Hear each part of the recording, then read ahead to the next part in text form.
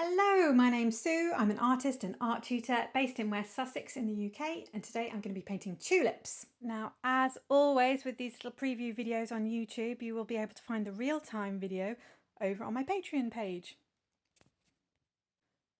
I have 3 tiers available on my Patreon page. There's a free tier, and then there's art challengers who can access 2 Zoom calls a month included in the package, and that's £10 a month, and then one-to-one coaching, and that's £25, where if you've got any queries or issues with your painting, then we can work on them together, and that includes an extra half an hour Zoom call. So this particular tutorial is available for art challenges for free and one-to-one coaching tier members. So I started off on a acrylic base, so this was a blue blacky surface, as you can see. So there are different, it's like sort of two-toned, and that was because really I didn't have the right blue, but I quite like the two-tone background. So that's acrylic base. You're welcome to do it on an oil base, but it will take a long time to dry. So I would suggest the acrylic base because it only takes an hour or so then, or if you speed it up with a hairdryer.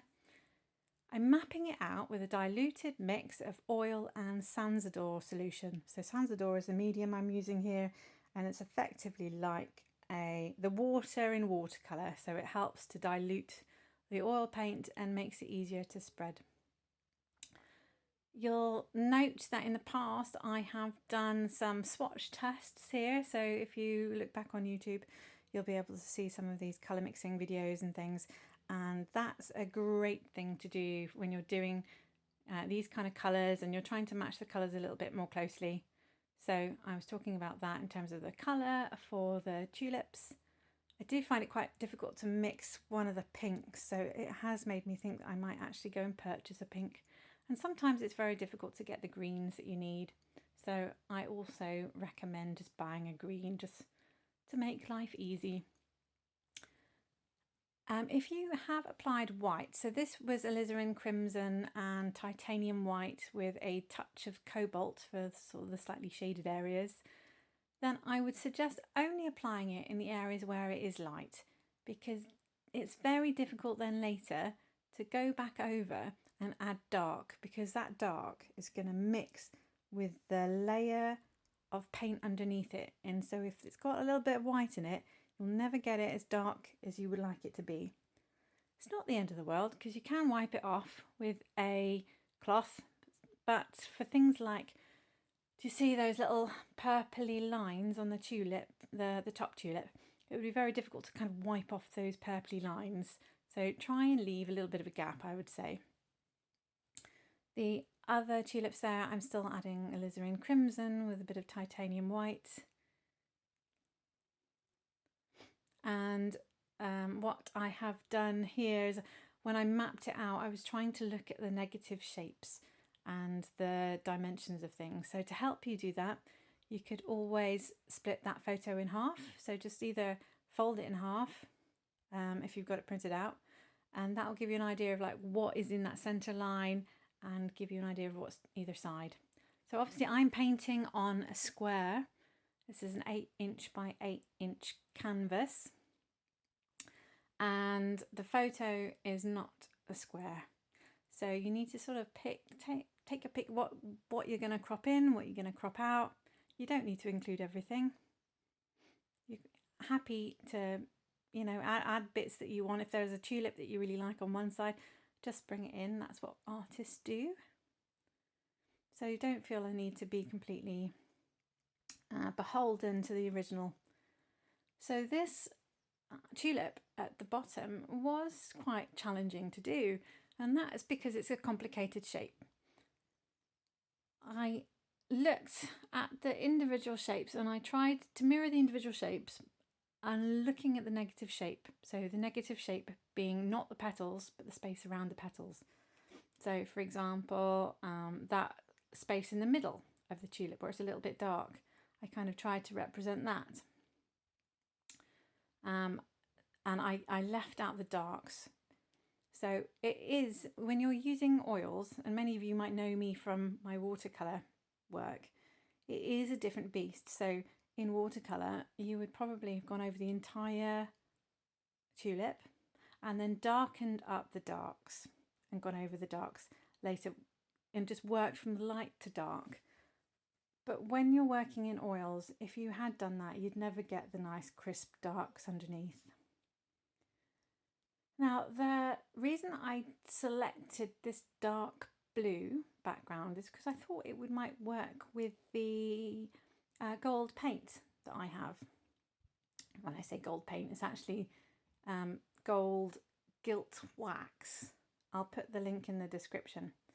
But it works really well. If you mix it with Sansodor, it makes quite a nice gold liquid solution. Here I'm using a bit of cadmium red, and I'm mixing it up just a little bit so that it doesn't go totally over the yellow. The yellow here is lemon yellow. In the shaded areas of the tulip that I'm working on now, I used a little bit of yellow ochre. So the colours I've used for this are titanium white, I've got cadmium red, I've got alizarin crimson, I've got cobalt blue, and lemon yellow and yellow ochre. And those are the colours that I've been working with. Actually, I did add some sap green for the leaves later.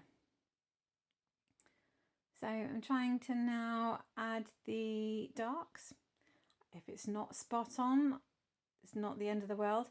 It's not like we're working on a portrait where if you're a couple of millimeters out, it no longer looks like a tulip. So that's an amazing thing. We've got a little bit of flexibility when it comes to those things. And we can afford to be a bit more impressionistic without worrying that we're going to lose a likeness. So now's the time to start thinking about adding highlights, amending any colours, looking at the leaf shapes. To get realistic looking tulips, the petals overlap.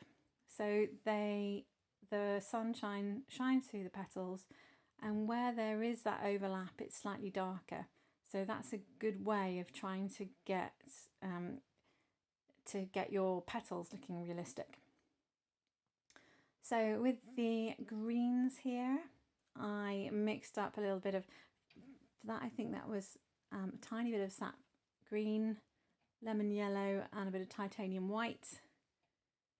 And I did some of my whites first. I mixed it around. I think some of the video cut out there, but you'll be able to, if you want some darks, just add a little bit of cobalt blue into your sap green and include that. And basically you're just trying to represent a few little shapes, and people's eyes will fill in the rest. So this is the wax gilt that I'm using. You can use it with a paintbrush. If you mix it with a little bit of the Sansodor solution, it works quite well. And I generally try to leave a tiny little bit of the blue background around the tulips, because I quite liked the effect of it looking like it was effectively like an outline. And I think the dark did work quite well for this one. I've got 2 other tulip pictures.